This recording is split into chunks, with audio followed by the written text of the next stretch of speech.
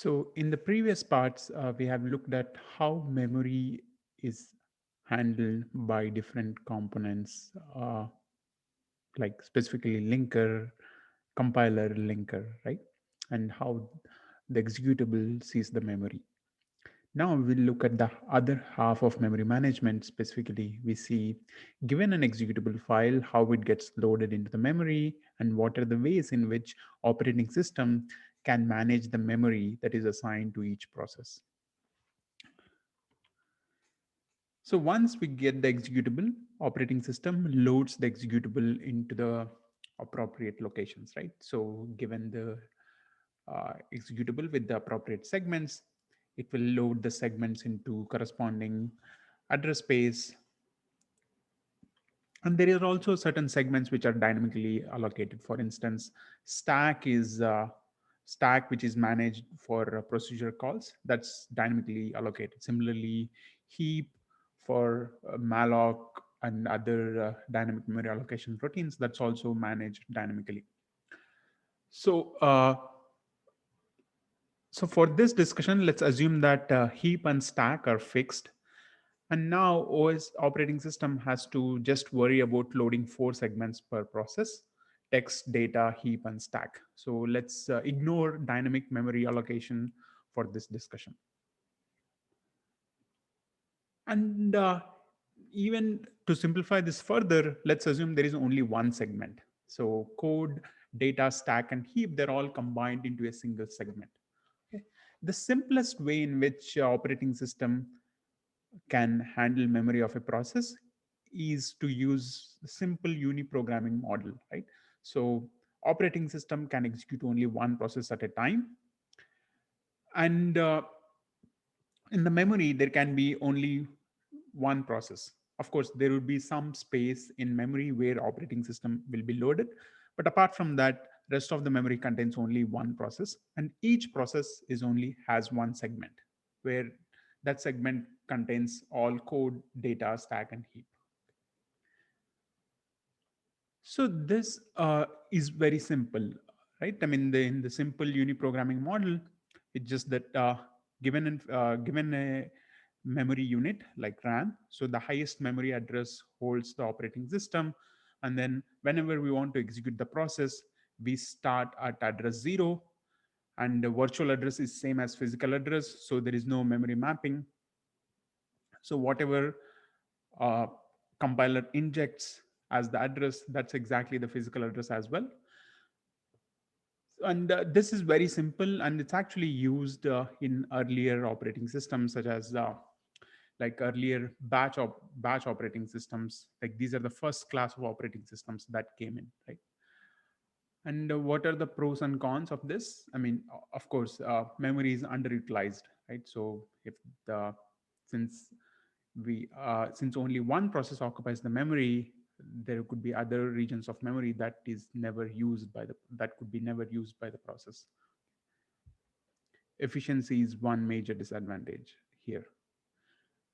So, and other obvious extension to that is to use multiprogramming, where we want to allow several processes to coexist in the main memory. So here, what happens is it's not straightforward, right? Because if we want to allow several processes to coexist in the memory, we don't know where the process can get loaded into the physical memory, right? At which address.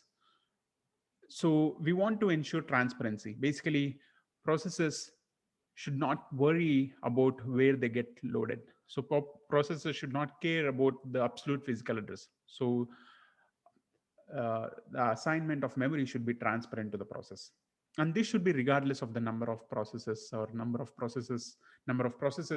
amount of memory that each process needs. Okay? This should be transparent to the running process. Furthermore, we should ensure safety. We should ensure that when we have multiple processes in the memory, one process should not affect other process. Okay? And irrespective of the number of processes in the memory, we should ensure that both CPU and memory is utilized in an efficient way. Okay, it should not degrade the performance of CPU, or it should not underutilize the CPU because we are sharing memory. So these are the three main issues with like sharing main memory with multiple processes. So there are various ways in which we can achieve multi-programming. Okay, the very simple way is to have a static memory reallocation, where where we have highest memory allocated to the operating system. Like the top region of the memory contains operating system code and data, and processes are allocated starting at address 0. Okay, and processes can occupy any address range apart from the high memory where the operating system is loaded. Okay, and then since the process can be loaded at any physical address, operating system now has to take care of relocation, because compiler would have produced the executable by assuming that the program or the executable gets loaded at address 0. Now if the executable gets loaded at address x, operating system has to modify all the addresses in the code by updating with by increasing the address with x, because now the load address is no more 0, it's x. So it needs to now do the relocation, which is similar to linking if you think about it. And how can operating system do that? We already have the symbol table that is generated by the compiler. So if we have the same symbol table in the executable, then while loading, operating system now knows that knows the locations where it needs to update the address. Okay. So the way this can be visualized is as shown. So here again, the same setup. We have each segment, one segment per process, and we have multiple processes. Now they can be loaded into the memory. So we have operating system that always occupies the highest memory range, and the processes, they start from address 0 and they can be located anywhere within the lower address space. Okay, this actually leads to a problem called fragmentation. So here, let's say we have segment 1 and segment 2 that belongs to process 1 and process 2. And then let's say process 1 finishes, process 2, process 3 comes. However, process 3 doesn't occupy all the memory. Okay, we load process 3 at address 0. Now let's say process 4 wants to execute. Although there is memory left, like there is the total memory left can be used for segment 4, it cannot be loaded because the memory is fragmented. Okay, the memory is not continuous, and and we cannot dynamically move segment 2, like we cannot like move segment 2 at the top. So because this is static relocation, so we cannot update the addresses of segment 2 at runtime. So this leads to inefficient use of memory. So it has various drawbacks. The first one is, of course, low utilization, as we saw before. So there could be holes, which like where the combined capacity of holes could be enough for loading a process. Since the memory is not contiguous, we cannot use it. This is also because we cannot relocate the processes dynamically, like the segments dynamically. And there is no protection because now all processes, since they stay in the main memory, one process can access segment that belongs to other process. There is no way for the operating system to prevent that. And furthermore, there is no sharing. Like there is no sharing of a segment between multiple processes. If multiple processes are using libc, now each process has its own copy of libc. And we should also, another restriction is that we want in this model, we want the entire address space of the process to fit into the memory.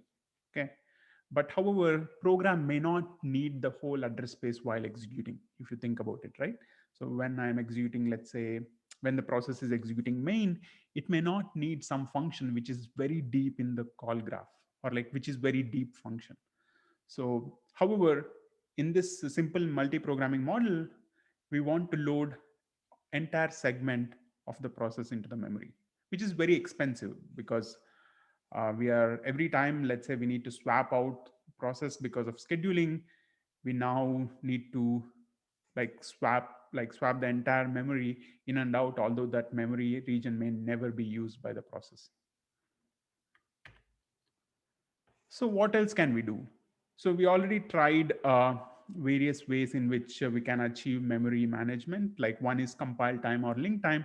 That is the uniprocessor model that we saw, where compiler always knows that the process starts at address 0, so it can do the address allocation itself. Operating system doesn't have to do anything.